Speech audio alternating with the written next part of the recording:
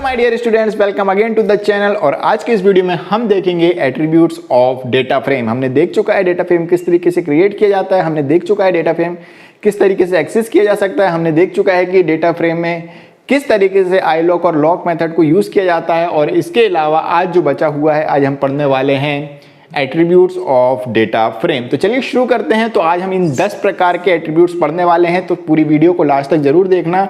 इसमें से कम 5 MCQs तो 100% आना ही आना है, क्योंकि जो हमारे एट्रीब्यूट्स ऑफ डेटा फ्रेम है या फिर एट्रीब्यूट्स ऑफ सीरीज है, उससे 100% क्वेश्चन बनना ही बनना है। ठीक है, तो चलिए शुरू करते हैं वीडियो को। वीडियो शुरू करने से पहले यदि आपने अभी तक चैनल सब्सक्राइब नहीं किया है तो चैनल सब्सक्राइब कर लें। तो सबसे पहला एट्रीब्यूट जो हम पढ़ने वाले हैं वो है हमारा इंडेक्स एट्रीब्यूट। ठीक है, सो इन एट्रीब्यूट को हम कैसे यूज करते हैं सबको मालूम ही है। हमको सिंपली क्या लिखना रहेगा, जो भी हमारा डेटा फ्रेम का वेरिएबल लिखेगा उसके बाद हम क्या करेंगे df1.index। ठीक है, और इसको यदि हम प्रिंट करेंगे तो क्या होगा, हमको आउटपुट मिल जाएगा। ठीक है, बट ये सारी चीज हम इतनी डिटेल में नहीं पढ़ने वाले हैं। हम पढ़ेंगे कि आखिर ये होते क्या क्या हैं, क्योंकि हमने प्रैक्टिकल्स में क्योंकि ऑलरेडी पढ़ चुका है, हम क्या कर रहे हैं रिवीजन। ठीक है, तो चलिए शुरू करते हैं। सबसे पहले हम पढ़ेंगे इंडेक्स। जैसा कि नाम से ही वो बोल रहा है, क्या लिखा हुआ है इंडेक्स।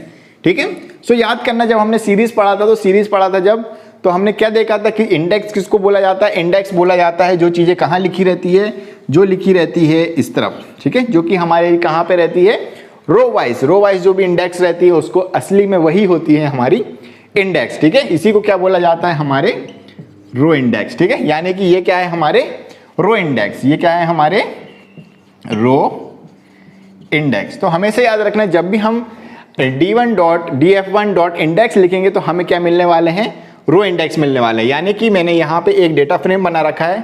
ठीक है, एक सिंपल सा डेटा फ्रेम है जिसमें ये निशा, विनय और अदिति के मार्क्स लिखे हुए हैं, और ये क्या है, उनके सब्जेक्ट, जिसमें ये हमारा क्या है, रो इंडेक्स। और ये इसको क्या बोला जाता है, जो कि हमें मालूम है, इसको क्या बोलते हैं अपन, कॉलम इंडेक्स। ठीक है, ये हम सबको मालूम है। और ये है हमारा डेटा। ठीक है, और ये पूरा टोटल हमारा क्या है, एक डेटा फ्रेम है। सो हम किसकी बात कर रहे हैं, इंडेक्स की। सो यदि हम लिखेंगे df1.index तो हमें क्या मिलने वाला है, रो इंडेक्स। ठीक है, तो याद रखना, जब भी इंडेक्स की बात होगी तो हम कौन से इंडेक्स ज्यादातर प्रेफर करेंगे, रो इंडेक्स। ठीक है, और सीरीज है तो उसमें सिर्फ हमें को क्या मिलने वाला है, रो इंडेक्स ही मिलते हैं। ठीक है, और डेटा फ्रेम है, डेटा फ्रेम के केस में हमने कौन सा एट्रीब्यूट यूज किया, इंडेक्स एट्रीब्यूट, तो हमें मिलेगा ये, जो कि है हमारे रो इंडेक्स। ठीक है, अब आते हैं दूसरी चीज पे, जो कि है हमारे सेकंड पॉइंट, वो है हमारा कॉलम्स। क्या लिखा हुआ है, कॉलम्स। याद रखना, इंडेक्स में इंडेक्सेस नहीं लिखा हुआ है, बट कॉलम में क्या लिखा हुआ है, कॉलम्स। ठीक है, सो एमसीक्यूज में ऐसा भी आ सकता है कि इंडेक्सेस लिखा हो और एक में क्या लिखा हो, इंडेक्स। इस तरीके से df1.indexes या फिर df1.index। तो कंफ्यूज नहीं होना, याद रखना हमेशा कि इंडेक्स में क्या नहीं होता है, एस नहीं लिखा हुआ है, वो सिर्फ क्या है, सिंपल df1.index। यानी कि हम क्या करेंगे, सिर्फ इंडेक्स लिखेंगे और हमको क्या मिल जाएंगे, सारे के सारे रो इंडेक्स मिल जाएंगे एज अ आउटपुट। और इसके अलावा कुछ और आउटपुट नहीं आएगा, ना एलिमेंट्स आएंगे, ना कॉलम इंडेक्स आएंगे, ना कुछ आएगा। ठीक है, बस हमें क्या दिखाई देंगे, row index as our output. ठीक है, नेक्स्ट है हमारा कॉलम्स। ये क्या है, कॉलम्स। ठीक है, तो कॉलम्स क्या करेगा, यदि हम लिख देते हैं df1.columns। ठीक है, df1.columns लिखेंगे, सो जैसा नाम से ही समझ में आ रहा है कॉलम्स, तो ये क्या करेगा, कॉलम्स के इंडेक्स हमको एज अ आउटपुट दे देगा। यानी कि हमको क्या मिलने वाला आउटपुट में, स्क्वायर ब्रैकेट्स में हमको मिल जाएगा एक लिस्ट जिसमें लिखा होगा अदिति, विनय और निशा। यानी कि जो कॉलम के इंडेक्स हैं वो सारे हमको एज अ आउटपुट मिल जाएंगे। ठीक है, तो ये कौन सा एट्रीब्यूट है, हमारा कॉलम्स एट्रीब्यूट। ठीक है, नाम बिल्कुल ध्यान रखना, इंडेक्स लिखा है तो रो इंडेक्स मिल जाएंगे, कॉलम लिखा है तो कॉलम के इंडेक्स मिल जाएंगे। ठीक है, तो ये है हमारा इंडेक्स और ये है हमारा कॉलम्स, दोनों बिल्कुल अच्छे से याद हो गए। तो ये होते हैं हमारे रो और कॉलम एट्रीब्यूट्स। अब आते हैं हमारे तीसरे एट्रीब्यूट में, जो है हमारा डी टाइप्स। ठीक है, सब में देखना एस लगा हुआ है, कॉलम्स, डी टाइप्स, वैल्यूज। ठीक है, डी टाइप नहीं लिखा हुआ है, ना कॉलम लिखा हुआ है, टाइप, कॉलम्स, डी टाइप्स। और ये सब कैसे हैं, स्मॉल लेटर्स में। ठीक है, ये भी ध्यान रखना है। तो अब आते हैं हमारे पास डी टाइप्स, ठीक है। अब डी टाइप्स में ये देखो डी लिखा हुआ है, ये क्या है हमारा डेटा, ठीक है, और ये क्या है टाइप, यानी कि ये क्या करेगा डी टाइप्स, ये डी टाइप्स हमें बताएगा कि जो हमारे डेटा फ्रेम में डेटा है उसका टाइप क्या है, ठीक है। यहां पे दिख रहा होगा ये सारी की सारी वैल्यू कैसी है हमारी इंटीजर टाइप की है। तो ये क्या करेगा जब हमको आउटपुट देगा तो हर एक डेटा का क्या देगा, ये क्या देने वाला है हमको डेटा टाइप, यानी कि क्या लिखा रहेगा इस तरीके से int 64 int 64 int 64, यानी कि जितने भी सारे ये प्लेसेस हैं इनकी जगह पे क्या लिखा रहेगा हमारा int 64 लिखा है, क्योंकि ये सारी इंटीजर है। और सपोज ये क्या होता 70.5 होता तो यहां पे क्या लिखा होता फ्लोट 64, ठीक है, या फ्लोट 32, जो भी हमारा आउटपुट आता है वो लिखा होगा। बस ये याद रखना कि इंटीजर टाइप की वैल्यू है तो हमारे पास क्या आता है इंटीजर लिखा आएगा उसके डेटा टाइप में, फ्लोट टाइप की वैल्यू तो फ्लोट लिखा आएगा, और यदि और दूसरा टाइप है ऑब्जेक्ट टाइप है तो वो ऑब्जेक्ट टाइप का दिखाई देगा, स्ट्रिंग टाइप का तो स्ट्रिंग, मतलब जो भी जिस प्रकार का भी डेटा यहाँ पे रहेगा कॉलम में वो उसका डेटा टाइप क्या करेगा उस प्लेस पे शो कर देगा, यानी कि इन सब वैल्यूज की जगह क्या लिखे रहेंगे सिर्फ इनके डेटा टाइप लिखे रहेंगे। तो ये कौन सा पैरामीटर होता है हमारा, पैरामीटर बोल रहा हूं, एट्रीब्यूट होता है डी टाइप्स, यानी कि एस लगा हुआ है, यानी कि ये क्या करेगा पूरे के पूरे डेटा फ्रेम में हर एक एलिमेंट का क्या बताने वाला है हमको डेटा टाइप, कि वो किस प्रकार का डेटा है, हर एक एलिमेंट का, ये जरूर याद रखना है किस प्रकार का, हर एक एलिमेंट का डेटा टाइप बताएगा। इसलिए डेटा टाइप नहीं है, वो क्या लिखा हुआ है डेटा टाइप्स, मतलब वो हर एक का बताने वाला है डेटा टाइप, ठीक है। डी फॉर डेटा और टी फॉर टाइप, मतलब टाइप्स लिखा हुआ है यानी कि डेटा टाइप्स, यानी कि वो क्या बोलेगा हर एक एलिमेंट्स का डेटा टाइप बता देगा कि हर एक एलिमेंट किस टाइप का है। ये हो गया हमारा थर्ड एट्रीब्यूट, ठीक है। नेक्स्ट एट्रीब्यूट है हमारा वैल्यूज, क्या लिखा हुआ है हमारे पास वैल्यूज, VALUES। वैल्यूज मतलब क्या होता है, इन सब चीजों को क्या बोला जाता है वैल्यूज। ये क्या है हमारे डेटा फ्रेम की वैल्यूज, मतलब कि जो भी डेटा है हम क्या करते हैं कॉलम इंडेक्स हटा दो, रो इंडेक्स हटा दो, कॉलम इंडेक्स हटा दो, जो बचेगा जो हमारी वैल्यूज हैं इनको ही क्या कहा जाता है वैल्यूज। तो वैल्यूज एट्रीब्यूट क्या करेगा, आप वैल्यूज एट्रीब्यूट क्या करेगा, ये सारी वैल्यूज को क्या कर देगा एज अ आउटपुट शो कर देगा, सिर्फ वैल्यूज वैल्यू क्या होंगी हमारे को दिखाई देंगी। सो यदि हमें कभी भी सिर्फ वैल्यूज देखना है कि हमारे डेटा टाइप में हमारे डेटा फ्रेम में कौन कौन सी वैल्यूज हैं, सो हम क्या यूज करने वाले हैं values attribute, okay. It displays all values, ठीक है। ये क्या करेगा हमको सारी की सारी वैल्यूज क्या करेगा डिस्प्ले कर देगा, ओके। सो ये है हमारा फोर्थ एट्रीब्यूट जिसे हम कहते हैं वैल्यूज, ओके। अब नेक्स्ट है हमारा शेप, ठीक है। तो वैल्यूज हमको समझ में आ गया है कि वैल्यूज हमें क्या देता है, सारी की सारी जो वैल्यूज हैं वो एज ए आउटपुट शो करेगा, यानी कि हमारे पास क्या क्या डेटा आएगा, इतना पूरा हमको डेटा एज ए आउटपुट दिखने वाला है, सिर्फ वैल्यूज, यानी कि स्टूडेंट के जितने भी मार्क्स हैं सिर्फ वो हमको डिस्प्ले होगा। तो ये है हमारा फोर्थ एट्रीब्यूट, ओके। अब आते हैं हमारे नेक्स्ट एट्रीब्यूट में जो है हमारा शेप। शेप मतलब क्या होता है, शेप मतलब होता है आकार, जैसे कि हम लिखते ना ये क्या है राउंड शेप, ये है हमारा स्क्वायर, ये है हमारा रेक्टेंगल। तो ये क्या बताता है हमको शेप बताता है, क्या बताता है हमको शेप। इसी तरह यदि हम शेप एट्रीब्यूट किस में यूज करेंगे डेटा फ्रेम में, तो वो क्या बताएगा उसका आकार। अब डेटा फ्रेम का आकार हम किस तरीके से बताते हैं, डेटा फ्रेम का आकार हमें पता चलता है उसके रोज और कॉलम से, ठीक है। हम जैसे कि बोलें किसी में 2 रोज हैं और 5 कॉलम है तो हमारे डेटा फ्रेम का आकार ऐसा रहेगा। यदि 5 रोज हैं 5 ही कॉलम है तो आकार कैसा बनेगा स्क्वायर बनेगा। यदि 3 रोज हैं और 10 कॉलम है तो इस प्रकार का बनेगा, ठीक है। तो ये क्या हो रहा है आकार समझ में आ रहा है, ठीक है। क्या समझ में आ रहा है इससे आकार, कि वो डेटा फ्रेम किस आकार का है, शेप का।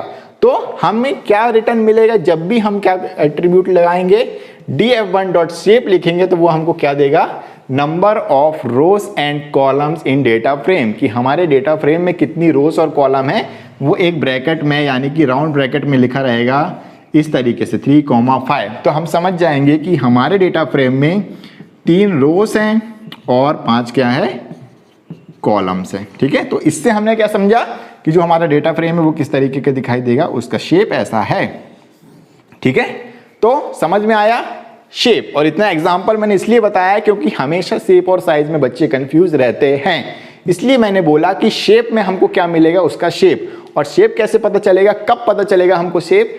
शेप हमें जब ही पता चल पाएगा किसी भी डेटा फ्रेम का जब हमें पता हो कि उसमें कितनी रोस हैं और कितने कॉलम्स हैं। तो ये है हमारा शेप का आउटपुट। शेप क्या देता है, number of rows and columns, और आउटपुट इस तरीके का हमको मिलता है। ठीक है, नेक्स्ट एट्रीब्यूट है हमारा साइज। अब साइज क्या होता है, साइज मालूम है सबको, XL, large, very large, double XL, triple XL, ये सब क्या होते हैं हमारे साइज होते हैं। XL, double XL, triple XL, ये सब क्या है, साइज। यानी कि कोई कितना बड़ा है, उसमें कितनी सारी चीजें हैं। ठीक है, वो सब चीजें क्या कहलाते हैं, उसका साइज। ठीक है, तो साइज मतलब होता है कि कोई चीज कितनी बड़ी है। तो कोई चीज कितनी बड़ी है वो हम किससे निकालते हैं, उसमें कितनी क्वांटिटी है। तो जब भी हम साइज की बात करते हैं तो ये हमको क्या बताता है, total number of elements in data frame.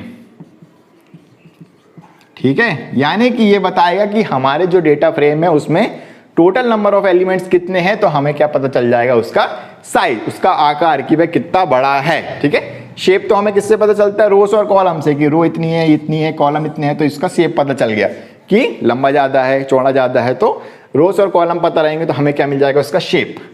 अब बात आ रही है शेप के बाद साइज की। साइज मतलब कि आकार उसका कितना बड़ा या छोटा है।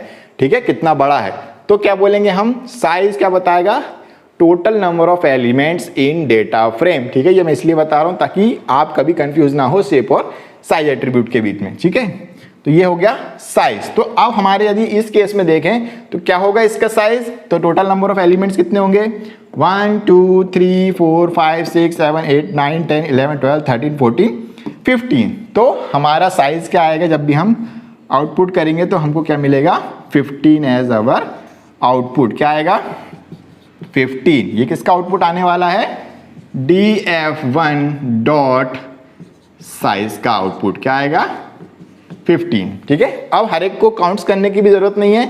यदि आपको पता है number of rose and column, आप सिंपली मल्टीप्लाई कर सकते हैं। हमारे पास 3 रो है और 5 कॉलम है, 3,5 लिखा हुआ है, तो क्या है, 3 रोज हैं और 5 कॉलम, यानी कि क्या करना है, 3 मल्टीप्लाइड बाई 5 इक्वल टू 15। ठीक है, हम रोज और कॉलम को मल्टीप्लाई कर देंगे तो हमें पता चल जाएगा टोटल नंबर ऑफ एलिमेंट्स कितने हैं हमारे डेटा फ्रेम में। ठीक है, तो ये हो गया हमारा 3 मल्टीप्लाइड बाई 5 इक्वल टू 15।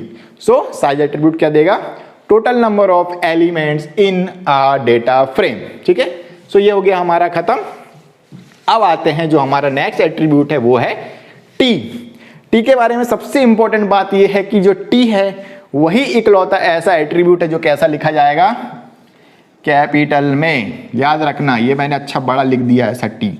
ठीक है, याद रखोगे कि जो टी एट्रीब्यूट है वो हमेशा कैसा होगा, कैपिटल। कहीं बाकी के कोई दिख रहे हैं क्या कैपिटल्स में, नहीं, सिर्फ जो टी एट्रीब्यूट है वही कैसा है हमारा, कैपिटल लेटर में। तो ऐसा कहीं आ जाए एमसीक्यू में टी लिखा हुआ तो वो रॉन्ग ऑप्शन होगा। तो ये टी एट्रीब्यूट कैसा है हमारा, कैपिटल में। और टी का मतलब होता है ट्रांसपोज। टी का मतलब क्या होता है, TRANSPOSE,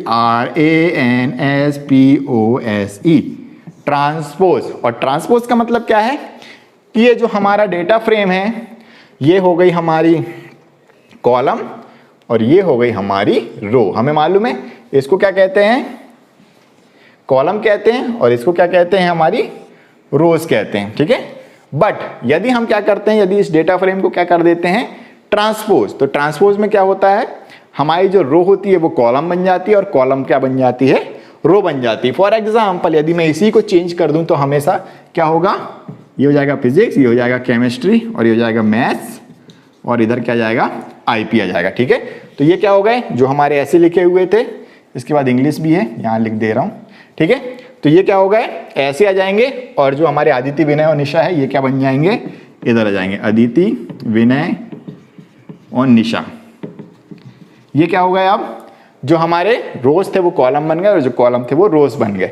ये किससे होगा, जब हम क्या करेंगे, df1 डॉट टी, टी बोल रहा हूं कैपिटल T, टी, तो क्या होगा, ये जो हमारे रोज कॉलम और जो नंबर्स हैं वो उनके हिसाब से मिल जाएंगे। अदिति को फिजिक्स में कितने मिले थे, अदिति को फिजिक्स, केमिस्ट्री, बायो ये ऐसे लिखे हुए हैं, तो अब ये कैसे लिखेंगे हम, इस तरीके से 65, 65, 70, 70 और 65। इसी तरीके से हम बाकियों के नंबर भी लिख सकते हैं।